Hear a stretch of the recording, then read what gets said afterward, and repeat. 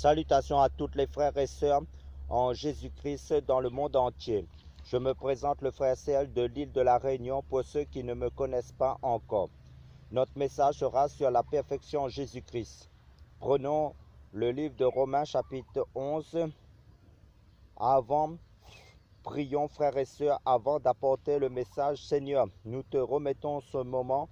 Nous te prions pour que tu nous parles encore. Nous avons besoin de toi pour que tu pénètres les cœurs les plus endurcis.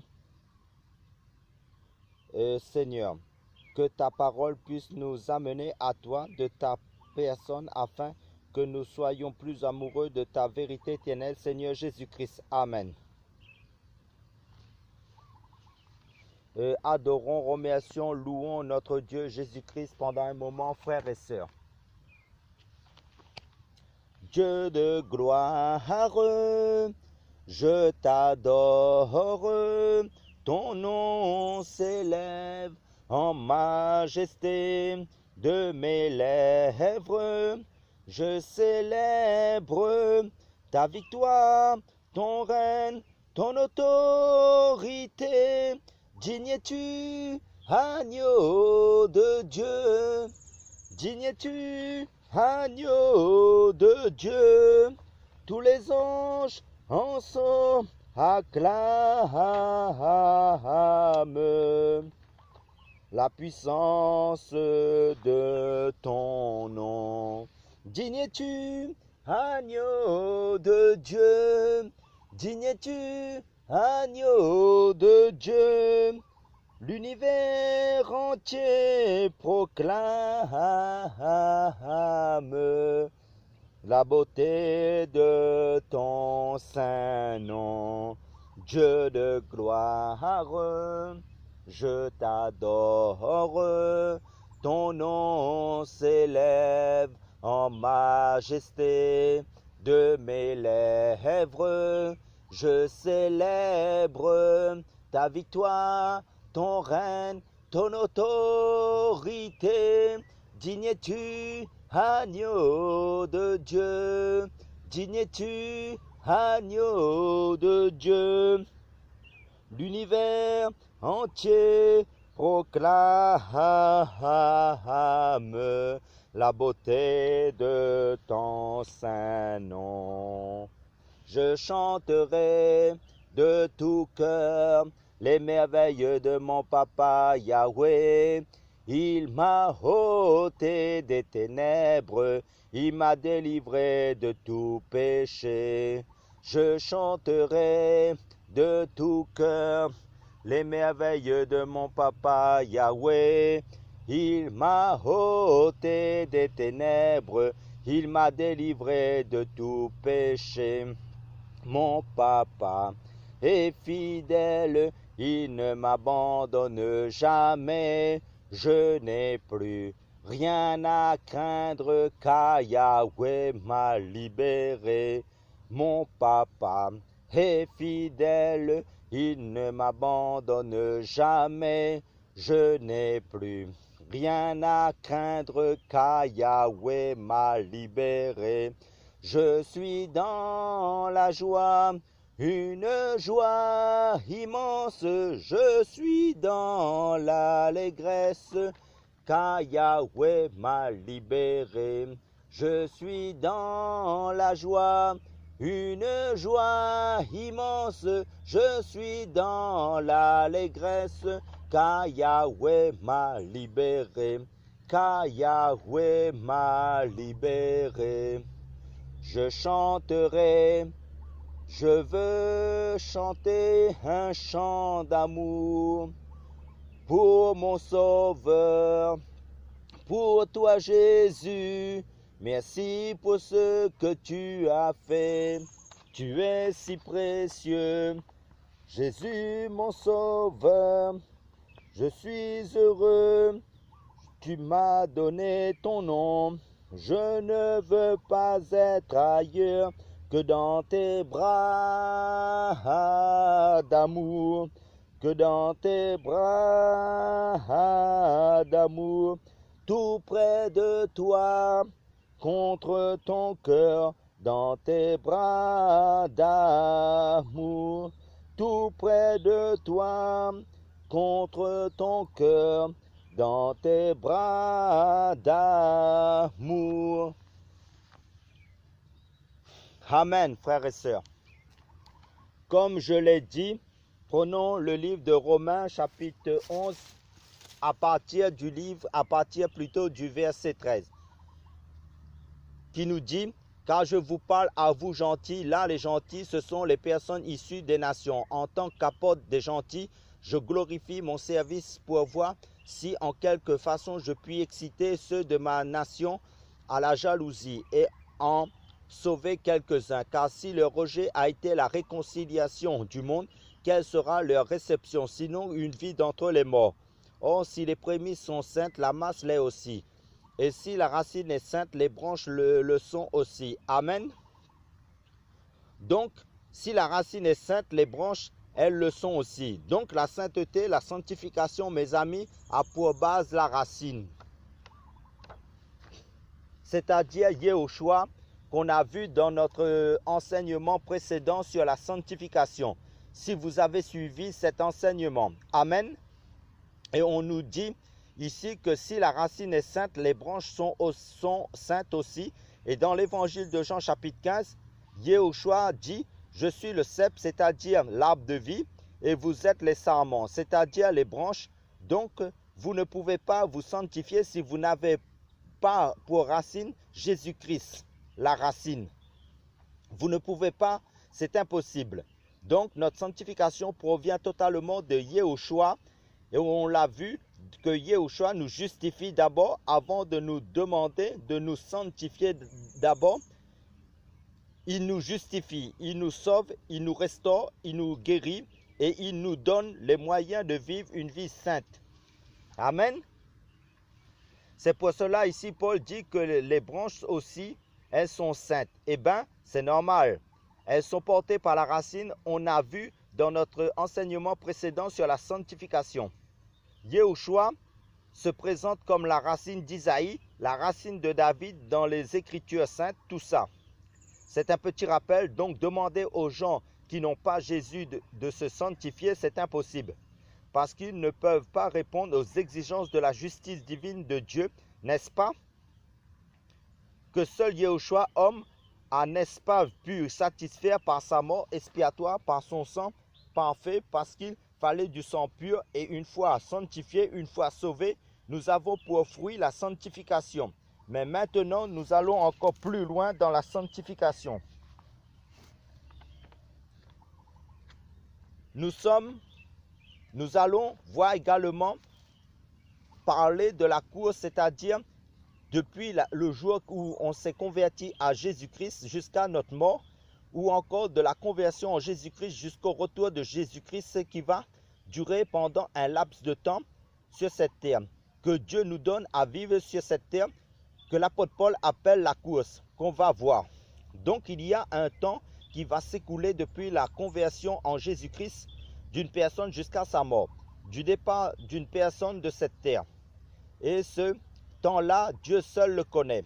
Tel que nous sommes là, Dieu sait exactement quand est-ce qu'il va reprendre chacun de nous, frères et sœurs, du monde entier, en Jésus-Christ. Amen. Et ce temps, Paul l'appelle la course. D'ailleurs, nous savons de manière globale, la vie est une course, de la naissance jusqu'à la mort. Et là, ce qui concerne les croyants que nous sommes, les chrétiens, nous allons parler de cette nouvelle vie en Christ que nous avons obtenue. C'est-à-dire la vie en Christ qui est une naissance nouvelle, une naissance spirituelle, une naissance d'en haut. Nous allons parler parce qu'il n'y a pas seulement que le terme de la sanctification pour désigner la sanctification, il y a aussi le terme de la pureté, pure, de la sainteté, perfection. Donc, nous sommes dans cette course depuis notre conversion en Christ avec une mission que Dieu nous a assignée, chacun pour sa part. Il arrivera un moment que Dieu dira, c'est fini, rentrez à la maison. Il ne faut jamais oublier cela. Nous les hommes, on a tendance à oublier cet aspect des choses, cette réalité des choses. Et pendant cette course, on va mener sa vie comme on l'entend, on va fréquenter n'importe qui, on va se faire dérouter parfois dans cette course. L'apôtre Paul utilise un terme. Nous sommes d'abord dans le livre des Actes des Apôtres, chapitre 20, verset 24. Actes des Apôtres, chapitre 20, verset 24, nous dit « Mais je ne fais pour moi-même aucun cas de ma vie comme si elle m'était précieuse, pourvu que j'achève ma course avec joie et le service que j'ai reçu du Seigneur Jésus pour rendre témoignage à l'évangile de la grâce de Dieu. » Amen. Là, Paul dit qu'il est dans une course. D'ailleurs, Paul dit aussi dans 1 Corinthiens chapitre 9, on va revenir dans ce passage-là dans le livre des Actes des Apôtres chapitre 20. Nous allons dans 1 Corinthiens chapitre 9, 1 Corinthiens chapitre 9, à partir du verset 25. À partir du verset 25 à 26, qui nous déclare « Tous ceux qui luttent dans les jeux sportifs vivent entièrement de régime et ils le font pour obtenir une couronne corruptible. Mais nous faisons-le pour une couronne incorruptible. Je cours donc, mais non pas sans savoir comment. Je combats, mais non pas comme battant l'air. » Amen. Là, Paul parle aux Corinthiens qui étaient grecs et qui connaissaient les Jeux olympiques, la lutte gréco-romaine, parce que la Grèce a donné au monde les Jeux olympiques. Donc, les Grecs couraient énormément à l'époque et il dit que ces coureurs-là, ces lutteurs-là, eh bien, ils s'imposent toutes sortes de choses, des régimes. Pourquoi? Ils ont un objectif et Paul dit, moi je ne cours pas sans savoir comment. Il y a beaucoup de chrétiens qui ne comprennent pas qu'ils sont dans une course pas par rapport aux gens pour démontrer quoi que ce soit, non. Pas la course par rapport au ministère, non. Comme beaucoup malheureusement le font. Mais la course par rapport à la mission, par rapport à l'appel, par rapport au temps que Dieu nous a assigné, le temps de notre parcours terrestre. Pierre dira que nous sommes étrangers et voyageurs sur la terre. Et donc, il ne faut pas courir n'importe comment. Continuons dans le livre de 1 Corinthiens chapitre 9, verset 27. Nous informe, mais je mortifie mon corps et je le tiens assujetti de peur d'être moi-même désapprouvé après avoir prêché aux autres.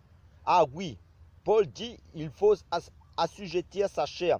La chair et ses besoins, ses désirs, la chair qui veut être glorifiée, la chair qui veut être acclamée, la chair qui veut être vue.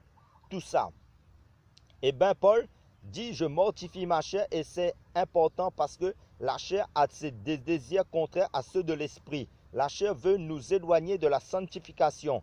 Donc, si vous n'avez pas la notion du temps qui est très court, très éphémère, eh bien, vous ne pourrez pas vous sanctifier. Vous direz que je ferai cela demain, je ferai cela un jour, on verra et puis la mort arrive, va vous attraper et c'est fini.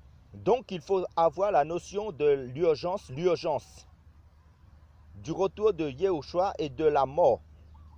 C'est important de l'imminence du retour de Jésus-Christ. Si les premiers chrétiens ont tenu bon jusqu'à la fin, c'est parce que les premiers chrétiens avaient la notion du retour imminent du retour de Jésus-Christ. Amen. Jésus-Christ va être de retour de leur vivant.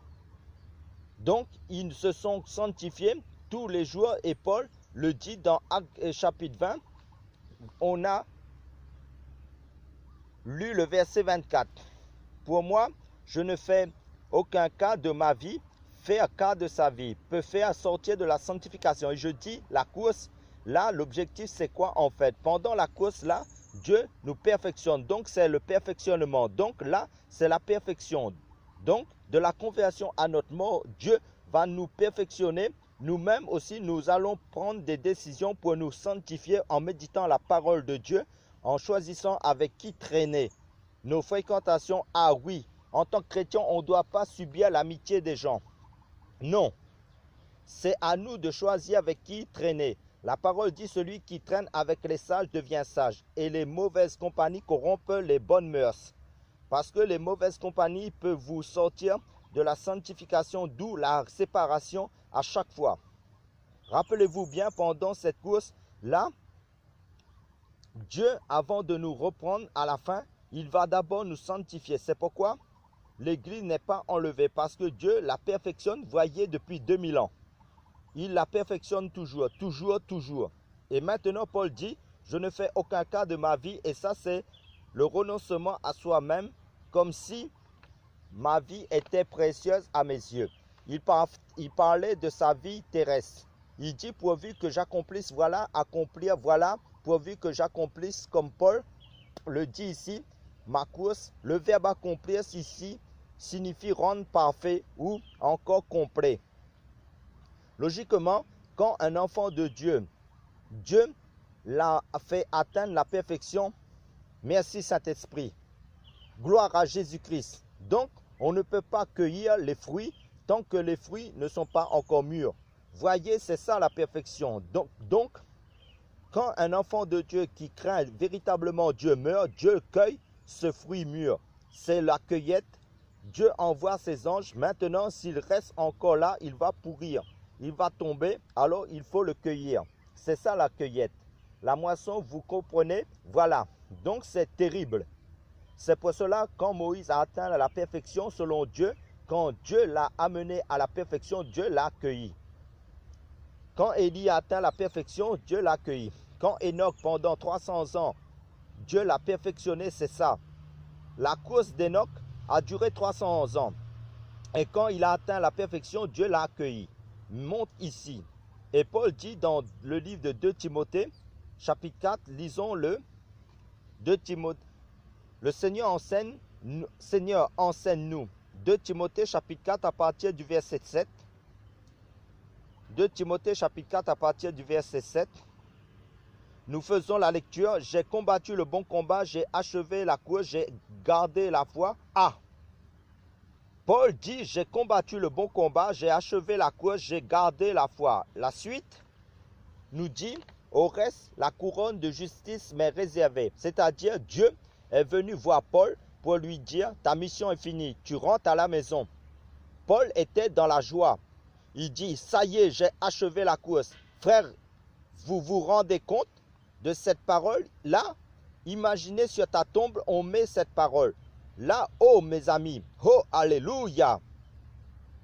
Paul était devenu complet. La perfection veut dire littéralement complet. Dieu ne veut pas prendre des gens incomplets. C'est pour cela que nous souffrons, parce que la perfection c'est autre chose. Par rapport à la sanctification, c'est ici à la conversion. D'abord, Dieu te sépare. Vous comprenez? La sanctification c'est la séparation. Dieu vient, il dit exemple, Jacques ou Pierre. Je vous sanctifie, je te mets à part, mais Pierre ou Jacques a toujours des défauts.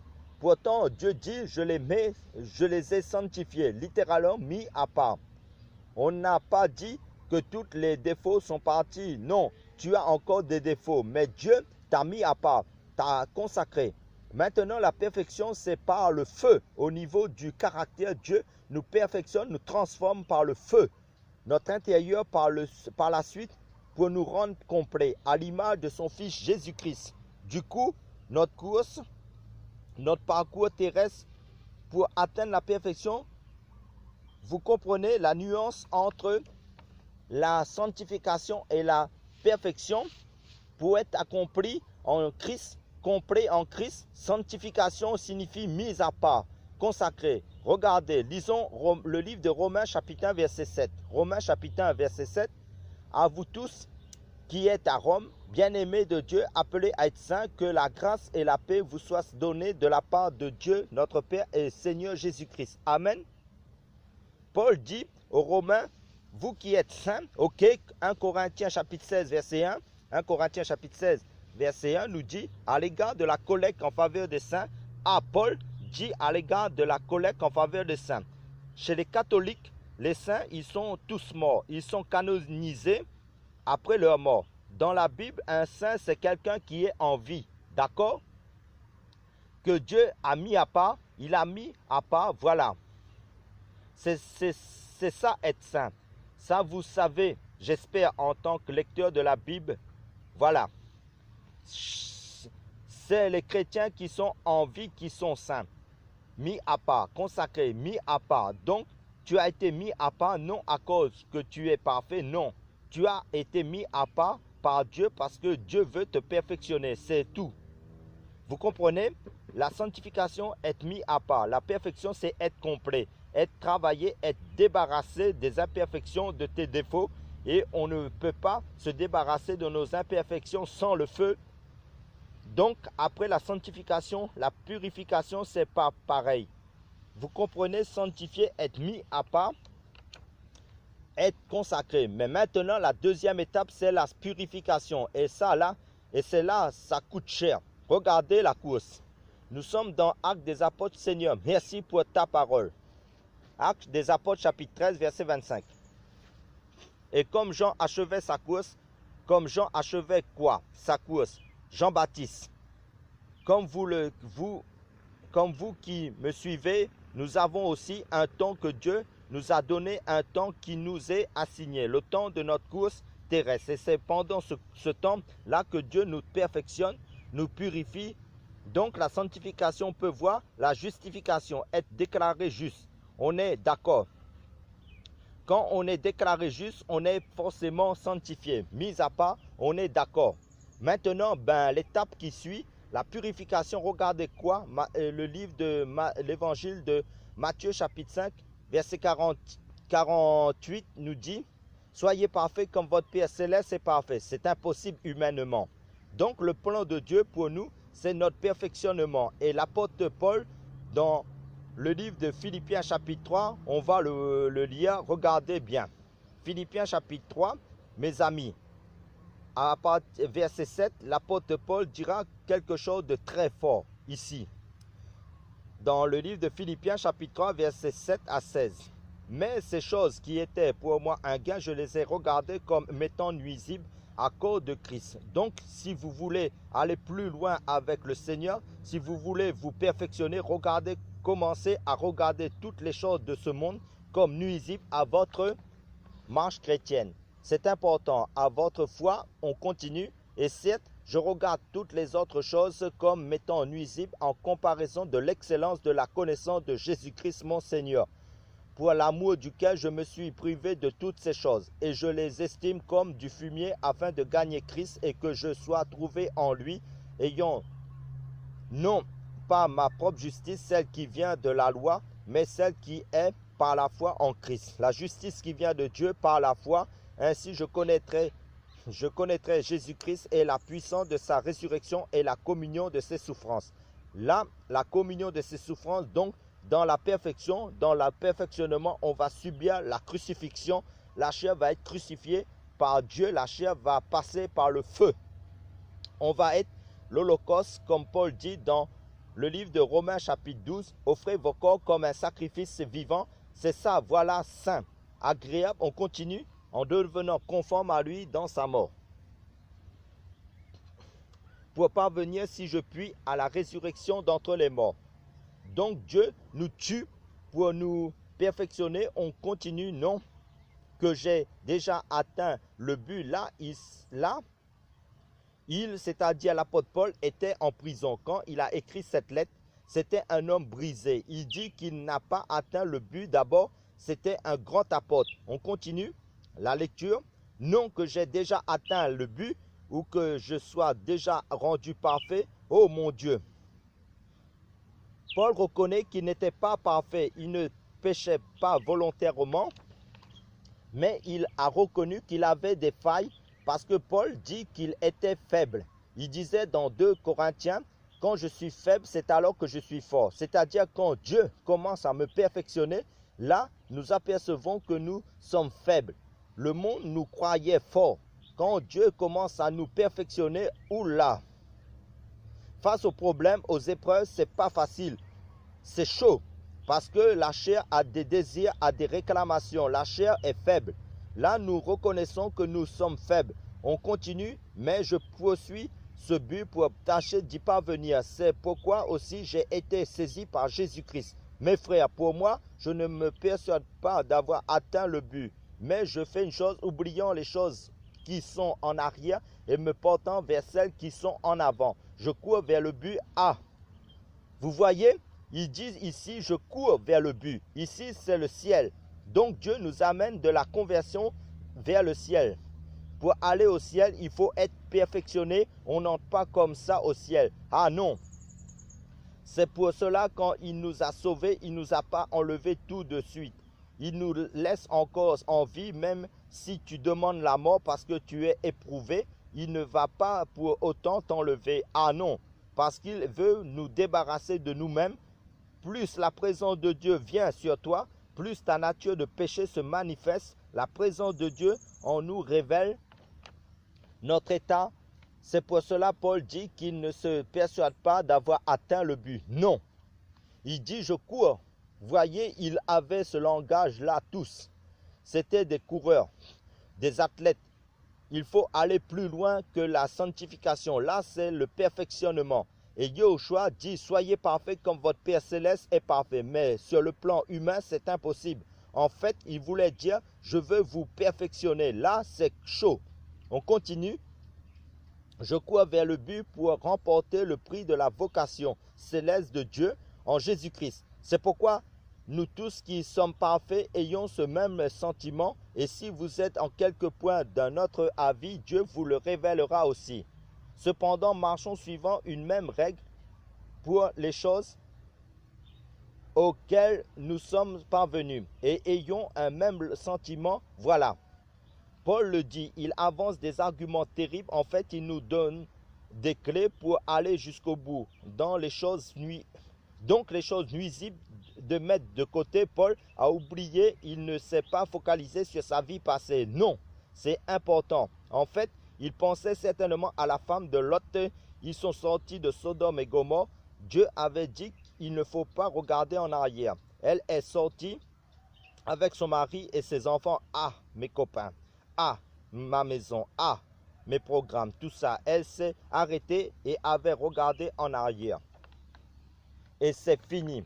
Quand Paul parlait ici, il pensait certainement à la femme de Lot. Il ne faut pas regarder en arrière, c'est fini ça. Vous voyez, sortons pour aller vers lui, hors de la porte, nous dit Hébreu. Si nous regardons dans le rétroviseur du passé, vous n'allez pas à pouvoir laisser Dieu vous perfectionner. Tirez un trait sur le passé. Et l'apôtre Paul dit, il nous parle de la perfection. Dieu veut des fils et des filles parfaits. C'est lui qui perfectionne son Église. Alors, comment Dieu va s'y prendre? Nous sommes dans le livre de Nombres, chapitre 31, verset 23.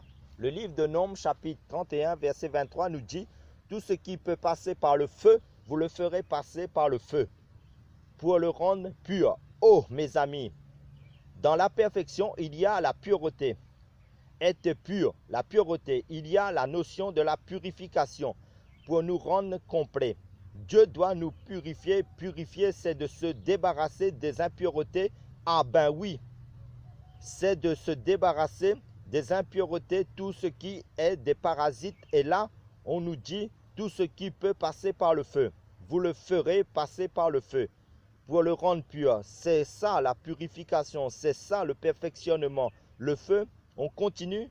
Seulement on purifiera avec l'eau de purification toutes choses qui peuvent aller au feu. Vous le ferez passer dans l'eau.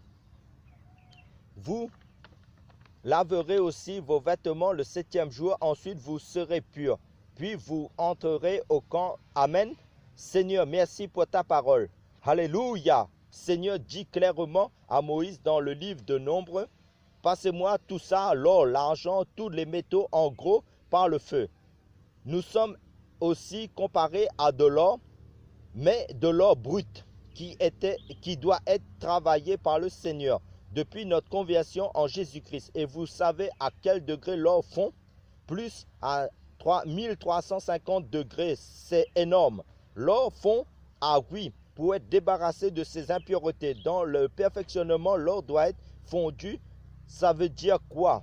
La forme que nous avions dans le monde, la forme que le monde nous a donnée, les titres que nous avions dans le monde, les acclamations que nous avions dans le monde, que tu recevais, que je recevais dans le monde, la forme que tu avais, que j'avais dans le monde, le style que nous avions, la vision des choses que nous avions, cette forme que nous sommes donnés nous-mêmes, que nos parents nous ont donné, l'éducation que nous avons reçue, Nous avons été façonnés par le monde, par les études que nous avons faites, façonnés par les belles paroles que nous avons entendues, reçues. Nous sommes devenus quelqu'un. Donc, maintenant que nous nous sommes convertis à Jésus-Christ, Dieu nous prend comme de l'or brut, déformé, informe et vide comme la terre au début. Et Dieu maintenant dit, je dois lui donner une forme, le perfectionnement. Mais le problème, c'est que je ne peux pas lui donner une forme sans l'avoir fondu. Et quand tu es fondu, tu perds le nord. Tu perds le nord. Tu es troublé parce que tu n'as plus de vision. Tu es sans vision. Tu deviens comme perdu. Tu deviens comme un enfant, comme un bébé. Tu ne sais plus quoi faire. Tu es comme troublé et tu ne te reconnais plus. Eh bien, tu es totalement fondu. Tu deviens sans forme, déformé encore par Dieu. Pour être formé, Dieu te déforme par rapport à la forme que le monde t'avait donnée. Amen. Alléluia. Oh Seigneur. La parole de Dieu dit qu'il te met dans le creuset, c'est dans Ésaïe, c'est dans le creuset pour fondre l'or que nous sommes. Et nous fondons et nous savons plus que nous sommes et nous savons plus qui nous sommes. Quand les gens veulent t'adorer comme avant ta conversion, tu ne veux plus, tu te caches, tu ne veux même plus être vu, tu te retires, tu es fondu. Et là, en or qui a fondu, eh bien maintenant tu vas être travaillé. Alors, la première étape, Dieu te fonde, là tu es fondu. La deuxième étape, c'est la séparation avec les impuretés. Et la troisième étape, Dieu te façonne. Il y a des niveaux à chaque fois, c'est-à-dire des degrés de gloire en gloire. Et à chaque niveau, tu es fondu de nouveau, débarrassé des impuretés et façonné à chaque étape. Seigneur mon Dieu. C'est pour cela Paul dit, j'étais un homme violent, j'étais ci, j'étais ça. Paul dit ça, c'était le passé. Ça, c'est la vie chrétienne en Jésus-Christ. Ça, c'est plus que la sanctification. C'est la perfection. Le perfectionnement, frères et sœurs, ça coûte très cher. Ça coûte très cher. Je vous assure, si vous n'êtes pas soutenu, saisi par Dieu, vous ne pourrez pas tenir. Vous allez retourner dans le monde. Parce que le salut est gratuit. Mais la perfection, ça coûte très cher. Si vous obéissez à Dieu, vous allez goûter les fruits magnifiques. Vous allez goûter la présence de Dieu en permanence. Dieu dit qu'il est le potier, c'est le potier. La perfection, Dieu qui va donner à ton vase que tu es la forme qu'il veut. Voyez, c'est plus que la sanctification. Alléluia! Nous sommes dans le livre de Romains chapitre 9, versets 18 à 21. Romains chapitre 9, versets 18 à 21. Nous dit ainsi donc, il fait miséricorde à qui il veut. Tu me diras, pourquoi se plaint-il encore? Car qui est celui qui peut résister à sa volonté? Mais plutôt ô homme, qui es-tu, toi qui contestes contre Dieu? Le vase d'argile dira-t-il à celui qui l'a formé, pourquoi m'as-tu ainsi fait? Le potier de terre n'a-t-il pas le pouvoir de faire avec la même masse de terre un vase d'honneur et un vase d'un usage vil? Amen, le potier. Il va briser là dans la perfection, comme je vous disais. Il travaille notre caractère. Donc toute la vision que nous avions, tu veux achever la course parfaitement. La mission, or si tu es avec un mauvais partenaire, celui que Dieu ne t'a pas destiné, ça va être la souffrance. Tu vas mourir avant le temps. Tu vas mal finir avant le temps. Et dans la course, tu ne vas plus courir normalement. Tu vas traîner un boulet. Le partenaire, c'est l'aide pour ton perfectionnement. Et là, Paul dit, le potier n'est-il pas le maître de l'argile? N'a-t-il pas le droit, avec le même argile, avec la même matière, de faire un vase d'honneur et un vase d'un usage vil? Il fait ce qu'il veut. Et là, la perfection est un processus. Je dis bien, la justification là, à la conversion, Dieu nous le déclare saint. Dieu nous déclare juste. Dieu déclare saint. C'est-à-dire mis à part, consacré. Et tout de suite, Dieu commence la transformation de nos vies. Ça s'appelle le perfectionnement. Nous courons vers le but, nous courons vers la perfection. Il nous perfectionne. Dieu, dans ce processus, nous aussi, nous nous sanctifions, c'est-à-dire comme le livre d'Apocalypse chapitre 22, verset 11 le dit, que celui qui est saint se sanctifie encore. C'est-à-dire, nous avons les moyens que Dieu nous donne avec la parole de Dieu et la prière de nous séparer des mauvaises choses, et on fait la distinction entre le bien et le mal. On se sépare du mal avec la mauvaise compagnie. C'est ça la sanctification, avec la connaissance de la parole de Dieu que Dieu nous donne. Nous choisissons avec qui traîner, nous choisissons quoi regarder, quoi entendre. Nous gérons nos comportements, nos actions, nos pensées, notre langage. Dieu nous a donné ce pouvoir. Par contre, pour le perfectionnement, c'est Dieu qui le produit.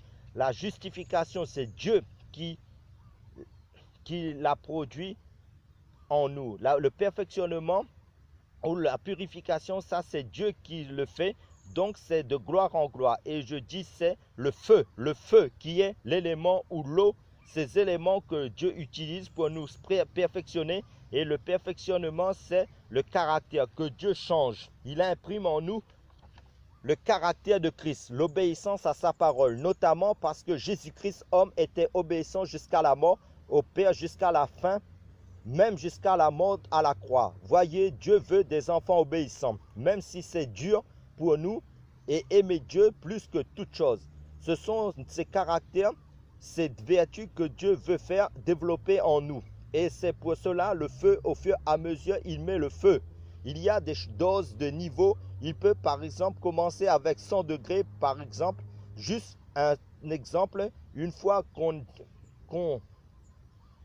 tu as accepté dans l'obéissance, ensuite il passe à 200 degrés, ainsi de suite. Il passe à autre chose jusqu'à ce que tu as terminé ta course, jusqu'à ce que tu ne sois complet. Ensuite, Dieu te prend, tu rentres à la maison.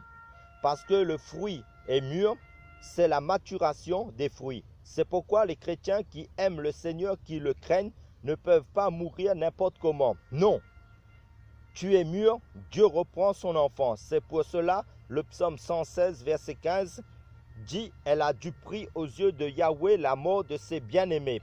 Elle est précieuse. » Amen.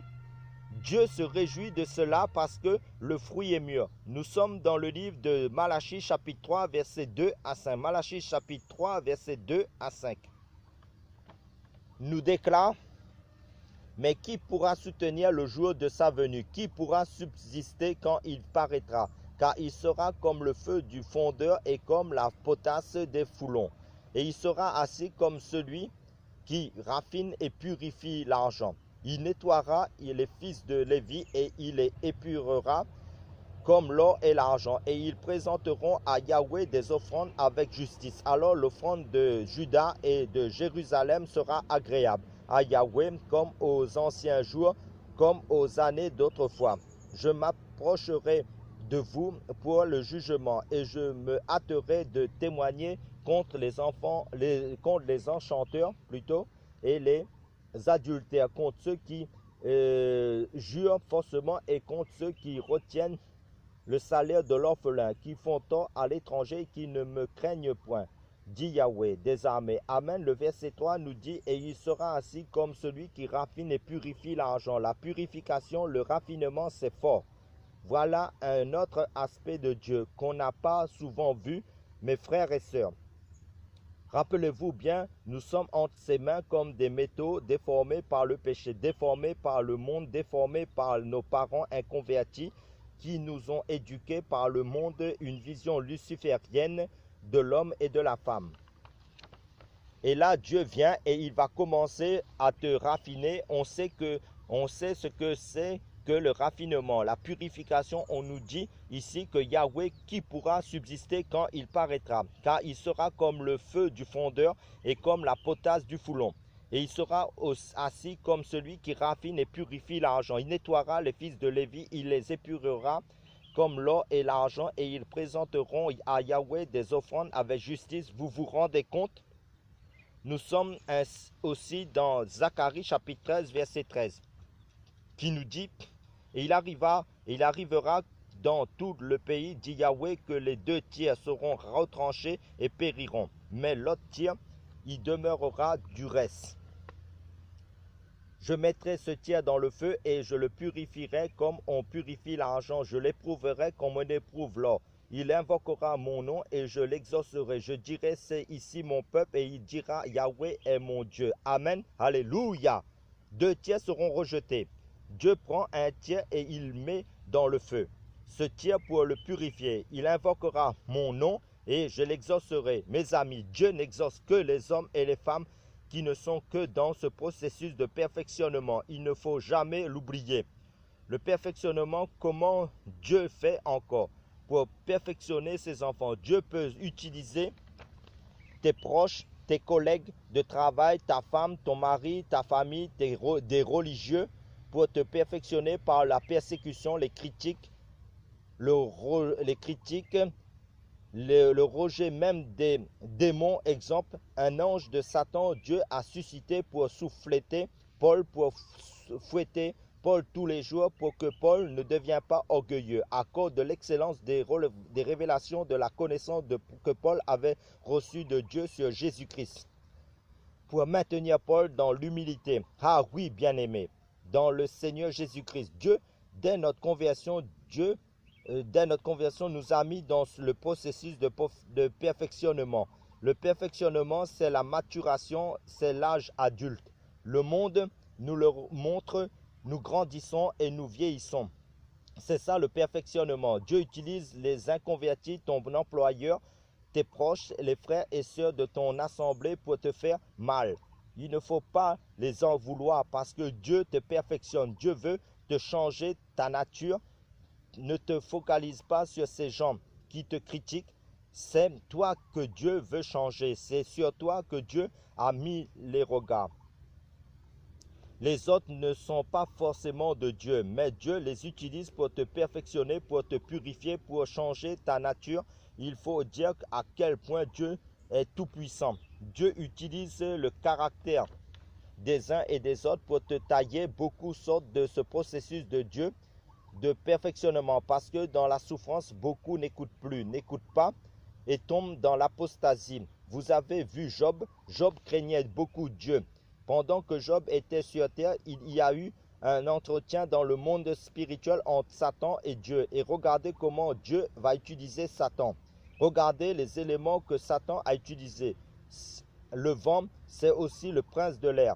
Le feu, il peut utiliser aussi le tremblement de terre pour détruire les enfants de Job. Job dira, mon oreille avait entendu, mais maintenant mes yeux ont vu. Vous voyez le changement de niveau en niveau. Niveau 1 au niveau 2, mon oreille avait entendu, mais maintenant mes yeux ont vu. Même la femme de Job et ses propres amis a été utilisée par Dieu pour le perfectionner. Job, vous voyez mes amis, oh Dieu, la perfection. Paul, pour être perfectionné, il a fait de la prison. Paul a été lapidé, battu, fouetté 40 coups, moins 1, 5 fois pour Jésus-Christ. Paul a été parmi des faux frères. Vous avez vu ce que Paul a subi pour être perfectionné. Paul a fini la course. Vous voyez, nous avons trop d'impureté. Le monde nous a trop pollués. Notre caractère a été déformé par ce monde qui sont sous l'influence des démons. Ce monde qui est ennemi de Dieu, où il y a trop de mélange, un mélange des choses terribles. Et nous sommes le résultat de toutes ces choses. Mais maintenant que nous sommes convertis en Jésus-Christ, Dieu nous justifie, oui, à cause du sang pur de Jésus-Christ. Oui, Dieu nous sanctifie, nous met à part. Oui, nous sommes saints en Jésus-Christ. Oui, nous sommes consacrés en Jésus-Christ. Oui, ensuite nous entrons dans le processus de perfectionnement de Dieu. Là, c'est autre chose. Dieu nous dépouille, Dieu nous purifie de nous-mêmes, du vieil homme, de la chair. Dieu nous tue, nous crucifie au fur et à mesure dans cette course, dans la chair, et nous rend complet, accompli en Jésus-Christ de plus en plus, comme Paul, c'est plus moi, c'est-à-dire la chair, le vieil homme, le caractère charnel qui vit, mais c'est Christ qui vit en moi. Vous voyez, Paul avait subi ce processus de perfectionnement toute sa vie pendant sa course. C'est pour cela l'apôtre Paul pouvait dire, ce n'est plus moi, la chair, qui vit, mais c'est Christ qui vit en moi. Ça, c'est le perfectionnement de Dieu que Paul a subi. Donc Dieu nous perfectionne, nous dépouille de nous-mêmes nous purifie. Nous sommes dans 1 Pierre chapitre 4 verset 1. Nous ainsi donc, Christ ayant souffert pour nous dans la chair, vous aussi armez-vous de la même pensée. Armez-vous de la même pensée de souffrir pour Christ, parce qu'il nous perfectionne. Vous savez pourquoi on souffre? En fait, c'est par Dieu qui est méchant, mais nous souffrons parce que notre chair aime tellement le monde. Quand Dieu produit cette séparation à chaque fois, Dieu le fait, n'est-ce pas, progressivement. Eh bien, la chair ressent cette souffrance, qui aimerait être insulté, qui aimerait qu'on lui critique, qu'on lui crache dessus. Nous sommes dans 1 Pierre chapitre 4 versets 12 à 19. Nous déclare, mes bien-aimés, ne trouvez pas étrange quand vous êtes comme dans une fournaise pour votre épreuve, comme s'il vous arrivait quelque chose d'extraordinaire. Mais réjouissez-vous de ce que vous participez aux souffrances de Christ, afin que lorsque sa gloire sera révélée, vous vous réjouissez avec allégresse. Si on vous dit des injures pour le nom de Christ, vous êtes bénis, car l'Esprit de gloire, l'Esprit de Dieu repose sur vous, lequel est blasphémé par ceux qui vous noircissent, mais il est glorifié par vous.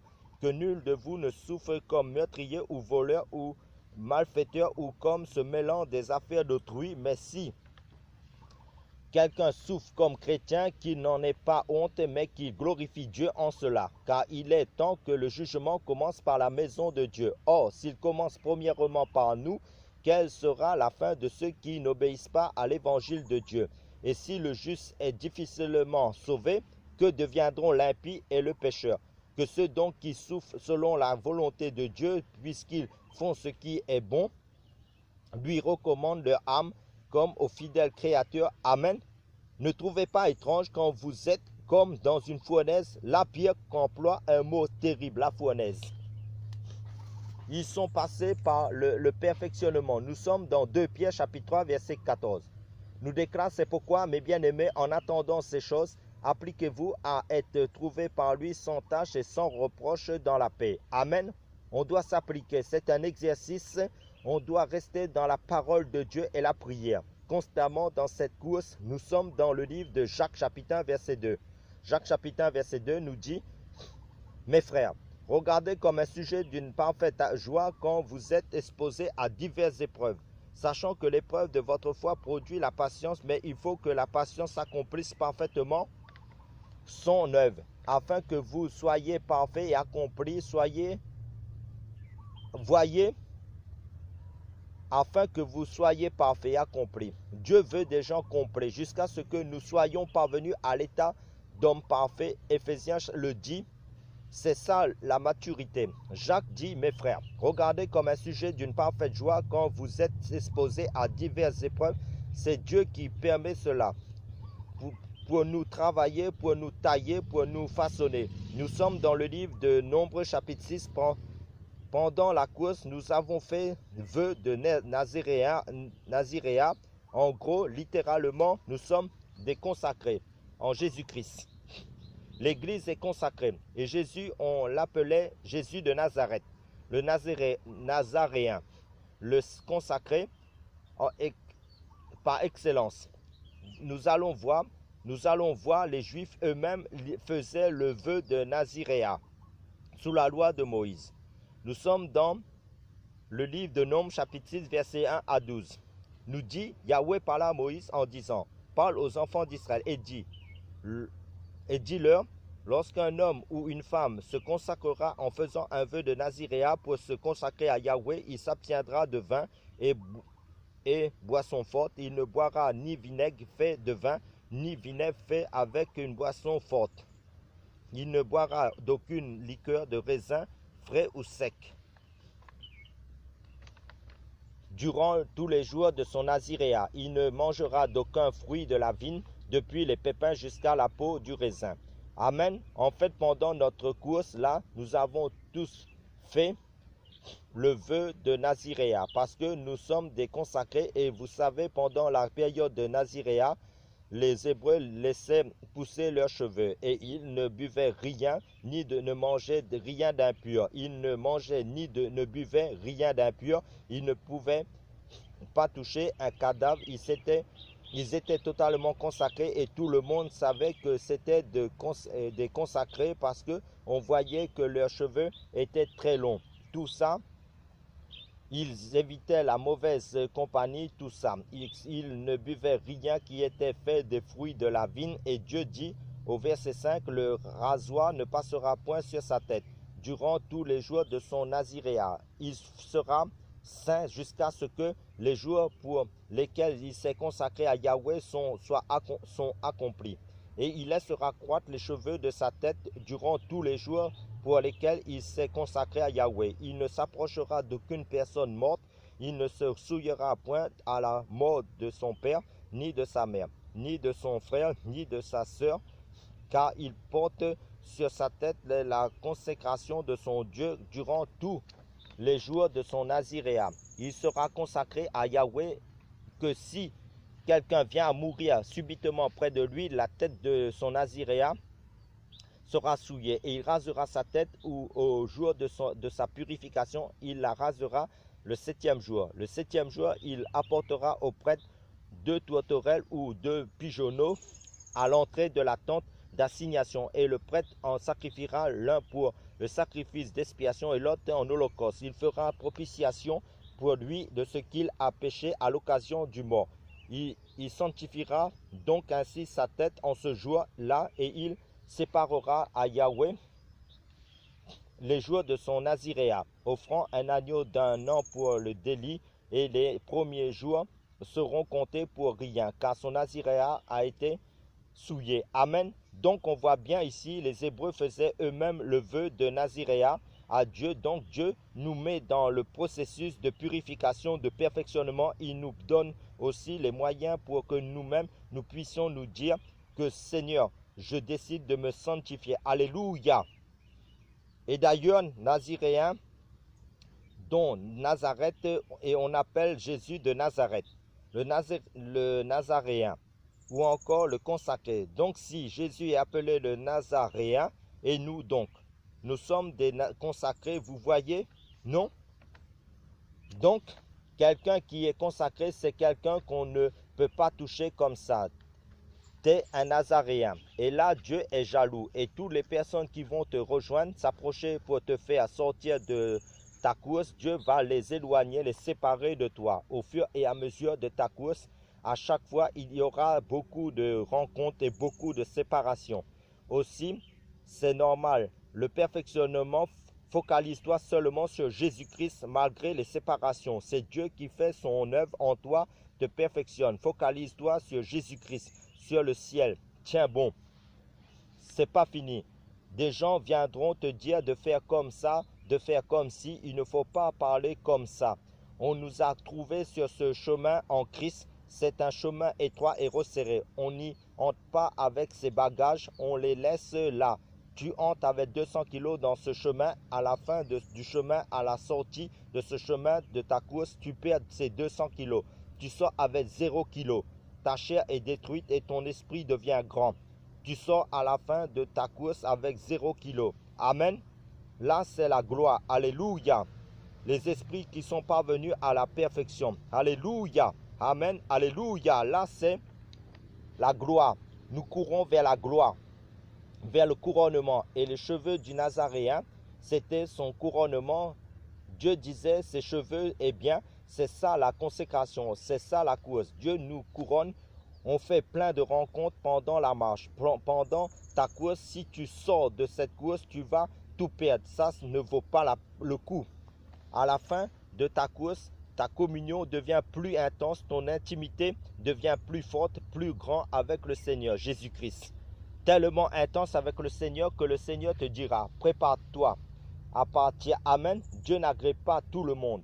Frère, Dieu aime tout le monde, mais Dieu n'agrée pas tout le monde. Dieu agrée les hommes et les femmes qui se perfectionnent, qui laissent Dieu les perfectionner. Et il a aussi établi des hommes et des femmes pour nous perfectionner. C'est pour cela qu'il a dit qu'il a établi les uns comme apôtres, prophètes, docteurs pour le perfectionnement des saints. Par la parole que tu reçois, Dieu te perfectionne. Réjouis-toi si Dieu te sépare des amis parce que tu vas être allégé pour voler plus haut, tel un camion qui était chargé, qui n'arrivait pas à avancer, qui n'avait pas assez de puissance pour avancer. Et là, Dieu te décharge, Dieu te rend service. Tu pourras plus facilement courir. Je me fais comprendre, frères et sœurs. Dieu te perfectionne de plus en plus. Tu vas atteindre l'objectif, le but. Amen. Que Dieu soit béni, que Dieu soit glorifié, que Dieu nous garde dans sa présence. Pour conclure notre message, prions, frères et sœurs. Seigneur, nous voulons te bénir pour ta parole, nous voulons te confier nos vies, nous voulons te soumettre nos cœurs, nos pensées, nos sentiments, nos émotions. Nous voulons être perfectionnés par ton Saint-Esprit. Seigneur, achève en nous l'œuvre de la perfection, achève dans nos cœurs, Seigneur, ton plan parfait. Aide-nous à comprendre, à saisir, Seigneur, que la souffrance que tu nous fais passer dedans, c'est pour nous rendre mûrs, matures, parce que tu veux que nous soyons des pères et des mères qui engendrent des gens qui donnent naissance aux enfants dans le monde spirituel. Seigneur, tu veux que nous soyons des hommes et des femmes qui parlent de ta part. Seigneur, tu veux saisir nos corps, nos vies, nos bouches, nos yeux, nos oreilles, nos vies, Seigneur, pour ton service, pour ton œuvre, pour ta gloire, Seigneur. Jésus-Christ, à toi la gloire, la force, la louange, la puissance d'éternité en éternité, Père, dans le nom puissant du Seigneur Jésus-Christ. Amen.